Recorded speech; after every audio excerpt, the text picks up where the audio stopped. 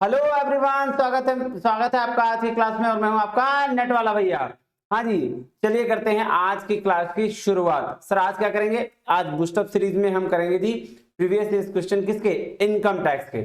चलिए चेक करते हैं क्वेश्चन, चलते हैं क्लास में। हाँ जी सर, आइए देखिएगा जी, एज सिंपल एज दैट। अगर आपको नोट्स चाहिए तो टेलीग्राम पे नेट वाला भैया है, चैनल है, उसको ज्वाइन कर लीजिए। और अगर कोई क्वेरी हो तो आप इसमें व्हाट्सएप कर सकते हैं। चलिए चलते हैं क्वेश्चन की ओर, आइए देखिएगा जी। पहला क्वेश्चन क्या कह रहा है? कह रहा है इन टैक्स लॉज, टैक्स के लॉ में donation to approved and notified association for scientific research is allowed as. देखिएगा जी, पहले का रूल क्या कहता था? पहले का रूल सर 150% तक था, लेकिन अब क्या कह रहा है? सेक्शन GGA कह रहा है डोनेशन टू रिसर्च इंस्टीट्यूशंस कितना? 100% तक। कितना है जी? 100%। तो आंसर क्या हो जाएगा? सेकंड। और सर कैश में कितना डोनेशन अलाउड है? सर 2000 रुपए तक। नहीं, हाँ जी सर। चले तो आंसर पहला का क्या हो जाएगा? पहला का हो जाएगा जी सेकंड, 100%। चलिए नेक्स्ट चलते हैं, आइए देखिए क्या कह रहा है। ये देखिएगा, है ना। तो सबसे पहला क्या बोल रहा है जी? एटीटीटीए किसके लिए जी? Deduction in deposit in savings account, interest on deposit in saving account. अगर कोई इंडिविजुअल का interest on deposit saving account का है तो उसका क्या मिल जाएगा? टीटीए का डिडक्शन मिल जाएगा। उसके बाद क्या? एटीसीसीडी। सर ऐसा नहीं था नेशनल पेंशन फंड के लिए कंट्रीब्यूशन टू? हाँ, तो ये कहां है? Deduction in respect of contribution to national pension system. Eighty sir higher education के लिए था, कहां? ये इंटरेस्ट ऑन लोन, ये देखिएगा, ये deduction in respect of payment of interest on loan taken for higher education. और 80E सर था सर रेसिडेंशियल हाउस में इंटरेस्ट अगर लिए हैं, इंटरेस्ट ऑन लोन उस पर है तो रेसिडेंशियल हाउस प्रॉपर्टी के लिए 80E था। तो देखिए ए का थर्ड, बी का 4, है ना। ए का थर्ड, बी का 4, सी का 1 और डी का 2। 1 नंबर आंसर। देख रहे हो सर? हाँ सर, हो गया। नेक्स्ट चलें। हाँ जी चलते हैं जी। क्या कह रहा है? ध्यान से देखिएगा। कह रहा है, हाँ कह रहा है स्टेटमेंट 1 क्या कह रहा है? If the tax liability has been reduced within the legal framework. अगर लीगल फ्रेमवर्क के साथ टैक्स लायबिलिटी को रिड्यूस किया जाता है, it is called tax planning. बिल्कुल सही। जब लीगल लॉ के अंतर्गत काम कर रहे हो तो वो इलीगल कैसे हो सकता है? बिल्कुल सही। स्टेटमेंट 2 क्या कह रहा है? कह रहा है sir if tax liability has been reduced to get benefit of deduction available under the income tax, it is called tax evasion. क्या बात कर रहे हो सर? टैक्स का चोरी थोड़ी इसको बोलते हैं, ये भी तो इनकम टैक्स एक्ट के अंदर लिया गया है, तो इसको बोलते हैं सर टैक्स का प्लानिंग। ये भी टैक्स का प्लानिंग है। तो ये क्या हो जाएगा? फर्स्ट सही, दूसरा गलत। ये सेकंड, फर्स्ट सही। तो यानी फर्स्ट इज करेक्ट और सेकंड इज इनकरेक्ट। आ जाइए, सेकंड नंबर ऑप्शन हो गया जी। अब देखिएगा जी, यहाँ पे मैंने डिफरेंस दे रखा है टैक्स प्लानिंग, टैक्स अवॉइडेंस और टैक्स इवेजन का। क्या फर्क होता है देखते हैं। देखिएगा, टैक्स प्लानिंग बोलते हैं सर जब हम लॉ के अंतर्गत रहकर काम करते हैं। जैसे देखिए, कह रहा reduce tax liability by following legal and permitted path. उसके बाद क्या? टैक्स अवॉइडेंस क्या होता है? सर टैक्स अवॉइडेंस होता है जब हम लॉ की लूपहोल्स की वजह से हम उसमें क्या करते हैं? रिड्यूस कर लेते हैं टैक्स को, उसको बोलते हैं क्या? Tax avoidance. कह रहा है reduce tax liability by the locating some weakness of the law, है ना। सम कुछ लॉ के वीकनेस है, उसको देखकर हम अगर टैक्स को अवॉइड कर दे रहे हैं, वो क्या है? Tax avoidance. और टैक्स इवेजन क्या सर? टैक्स की चोरी है सर। कह रहा है reduce tax liability by the disclosing less income concealing the source of income. By source of income को कम दिखा रहे हैं, तो ये क्या है? ये चोरी है टैक्स की। ये क्या है? ये गलत है। आज ये टैक्स प्लानिंग में क्या बोल रहा है? It is with in the framework of the law. Law के अंतर्गत कर सकते हैं प्लानिंग। कह रहा है कि टैक्स अवॉइडेंस क्या है? Appears to within the framework but against the basic intent. देखिए टैक्स अवॉइडेंस क्या है? बोल रहा है भैया ये तो लॉ के अंतर्गत लगता है लेकिन है नहीं, है ना। इसके अगेंस्ट में थोड़ा सा होता है। और फिर क्या है? टैक्स इवेजन तो विलफुल और डिसओबीडियंस होता है, मतलब जानबूझकर हम टैक्स की चोरी करते हैं। फिर आ जाए टैक्स प्लानिंग में, कह रहा है legal and accepted by the judiciary. देखिए टैक्स प्लानिंग तो ऑब्वियस सी बात है, जो लीगल है तो जुडिशरी एक्सेप्ट करेगा। उसके बाद क्या है? टैक्स अवॉइडेंस क्या है?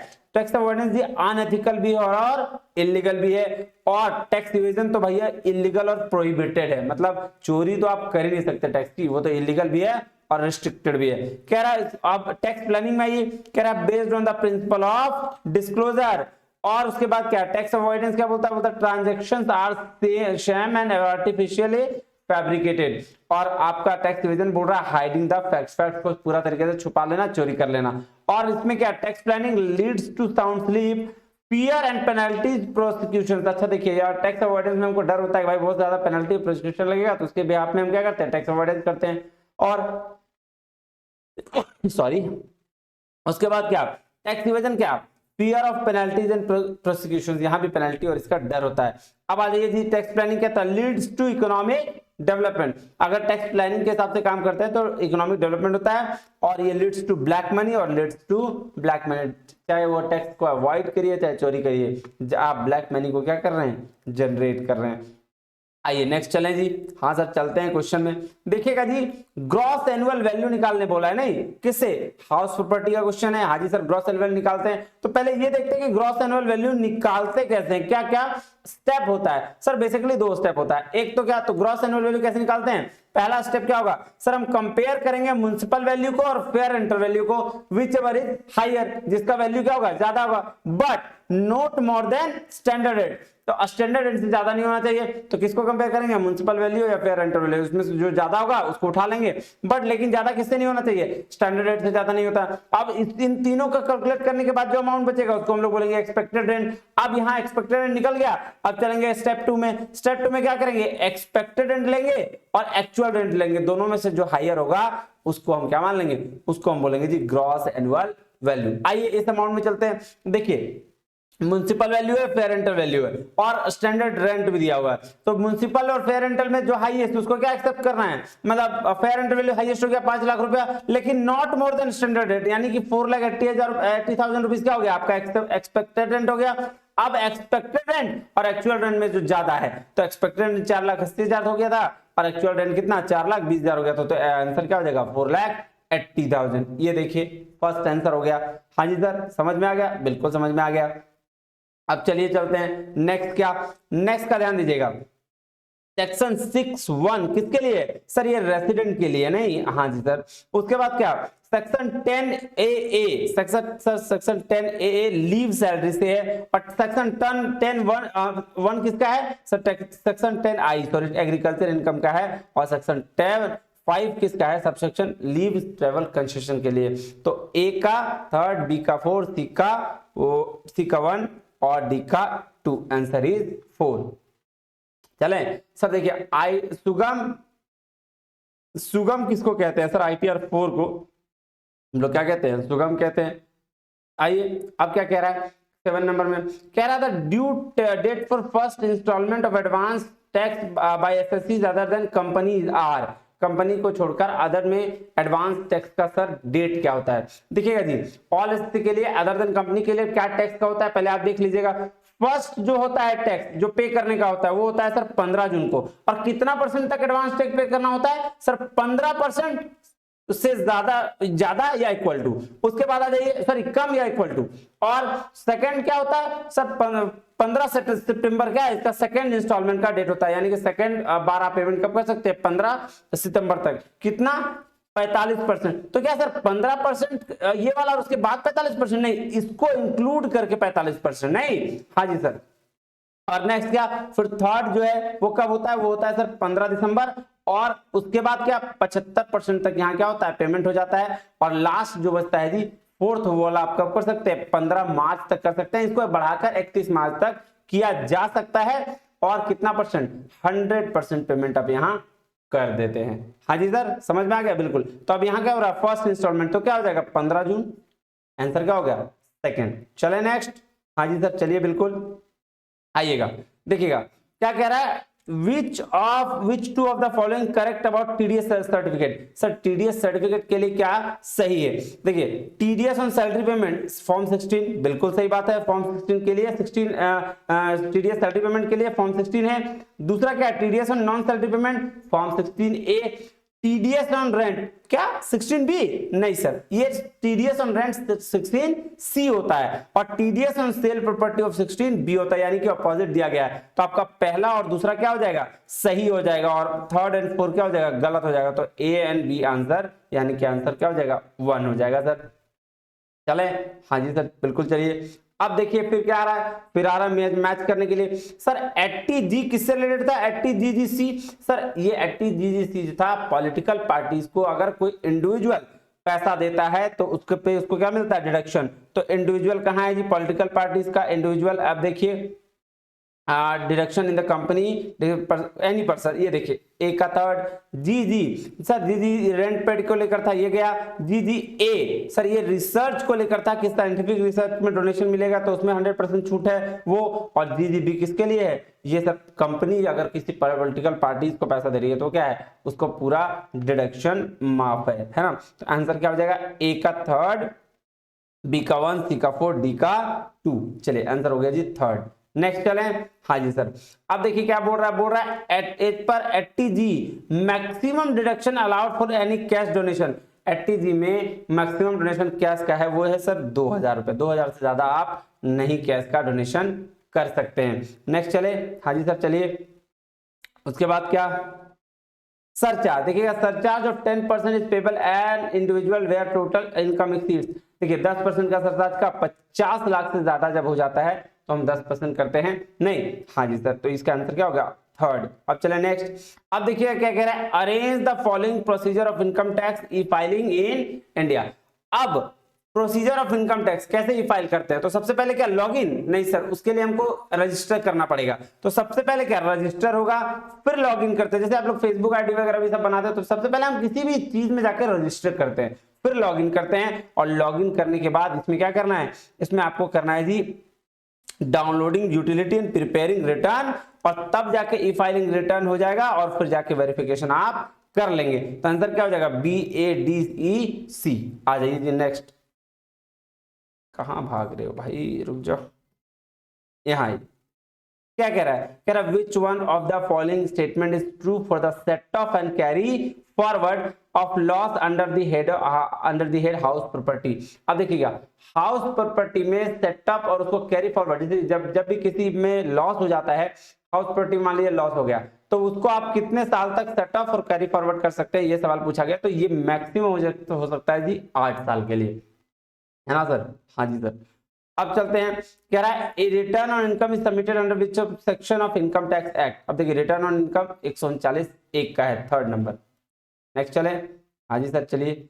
आप आ जाइए जी, ये देखिएगा कह रहा था maximum amount of exemption of compensation received at the time of voluntary retirement under section 10(10C) of the income tax act 1961 is. अब वॉलंटरी रिटायरमेंट ले रहे हैं, उसका अगर आपको डिडक्शन लेना है तो कैसे क्या डिडक्शन लेंगे, देखिए कह रहा है अंडर सेक्शन 10(10C) में क्या होता है, exemption of the exemption is lower of the following. जो नीचे 3 दिया हुआ है उसमें से जो कम होगा वो, पहला क्या, एक्चुअल कंपनसेशन रिसीव, जो आपको एक्चुअल कंपनसेशन मिला है वो, या 5 लाख रुपए, या लास्ट ड्रॉ सैलरी तो 3 साल और उसको इंटू कर देंगे कंप्लीट ईयर ऑफ सर्विस से ये चीज में, और लास्ट ड्राउन सैलरी या remaining of month of service इसको इंटू कर दीजिए। तो ये दोनों जो थर्ड ऑप्शन है इन दोनों में से ज्यादा होगा, हायर ऑफ ये बोथ, और उसमें से क्या, उसमें से फिर 5 लाख और एक्चुअल कंपनसेशन, ये तीनों में से जो सबसे कम होगा उसको हम क्या करेंगे, उसको हम सर रिडक्शन मान लेंगे। तो यहाँ कितना तक का मिल सकता है, अमाउंट पूछा है, अमाउंट है सर 5 लाख रुपए तक का। तो आंसर क्या हो जाएगा,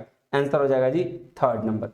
चलिए नेक्स्ट चले, क्या कह रहा है, कह रहा है assertion if the interest is payable outside India tax must be deducted at source. बिल्कुल सही, अगर आउटसाइड इंडिया पे किया तो उसको क्या करेंगे, डिडक्ट करा लेंगे। और if tax has not been deducted at source the amount paid as interest will not be allowed as a deduction in the computing business income. Sir बिल्कुल सही बोल रहा है कि अगर आपने डिडक्ट नहीं कराया सोर्स से तो interest will not be allowed, उसका अलाउड डिडक्शन में नहीं होगा जब आप बिजनेस इनकम कंप्यूट करेंगे। तो ए एंड आर करेक्ट और R is not the correct explanation of A. Sir ये करेक्ट एक्सप्लेनेशन, ये दोनों है लेकिन दोनों अलग अलग चीज है। चलिए नेक्स्ट चलें, हाँ जी सर। अब चलते हैं, क्या कह रहा है, under the income tax act 1961 education cess 2% + 1% is calculated on the amount of। Sir income tax plus surcharge अगर कोई है तो उसके बाद ही हम क्या करते हैं, ये एजुकेशन सेस लेते हैं। चलिए नेक्स्ट चलें, हाँ जी सर। कह रहा है the income from the sale of machinery used business treated as. Sir sale of machinery किसको बोलते हैं? सर हम शॉर्ट टर्म कैपिटल गेन बोलते हैं। अगर मेरा मशीनरी बिका, ये सब चीज बिका, तो उसको क्या बोलते हैं? Short term capital gain. अब चलिए नेक्स्ट क्वेश्चन देखिए, कह रहा है as per the income tax act 1961 for assessment year 1920 a deduction under section 80 QQB for authors of the book of literacy artistic and scientific nature is allowed up to, देखिएगा under section QQB royalty of किस पे? Book और copyright के लिए है, और 80 RRB sir patent के लिए है, और दोनों में कितने का है? 3 लाख रुपए का तक का डिडक्शन है। इसका क्या रूल है? सर इनकम या 3 लाख में से जो कम होगा उसका आपको क्या मिल जाएगा? डिडक्शन मिल जाएगा। तो ये क्या? 3 लाख रुपए आंसर हो जाएगा जी 4। चलिए नेक्स्ट चलते हैं, आइए क्या कह रहा है? कह रहा है which one of the following is necessary document to file income tax return for an employed person in India. क्या क्या एम्प्लॉयड पर्सन के लिए क्या क्या रिटर्न फाइल करने के लिए डॉक्यूमेंट लगता है? सर आधार कार्ड लगता है पैन कार्ड लगता है, और फॉर्म 16 को भी भरना पड़ता है, तो ऑल ऑफ दी अबव हो जाएगा आंसर इसका। नेक्स्ट चले, हाँ सर क्या कह रहा है? Long term capital loss can be set up from the following.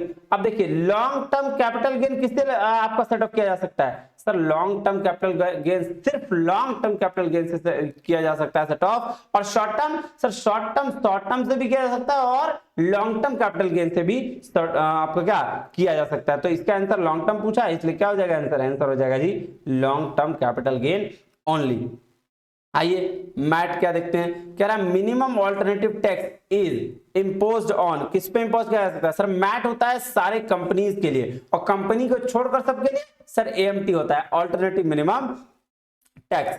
चलिए आगे चलें, हाँ जी सर चलिए। कह रहा है अंडर सेक्शन विच, यहाँ फुल इन द ब्लैंक्स, कह रहा है of the income tax deduction in respect of payment of interest on loan taken for higher education shall be allowed. Sir higher education के लिए हमको पता था ई फॉर एजुकेशन 80E नहीं, तो आंसर हो जाएगा 1। अब देखिए 80E किसके लिए? 80 है रेसिडेंशियल हाउस प्रॉपर्टी के लिए, 80DD है डिपेंडेंट डिसेबिलिटी के लिए जहां पे क्या मेडिकल ट्रीटमेंट मिलता है नहीं, और 80DD भी है स्पेसिफाइड डिजीज के लिए, medical treatment for specified disease. अब चलिए नेक्स्ट चलते हैं और आज का लास्ट क्वेश्चन खत्म करते हैं। कह रहा है an exercise undertaken to minimise tax liability through the best use of all available allowances, deduction, exclusion, exemptions, etc. to reduce income tax liability is known as।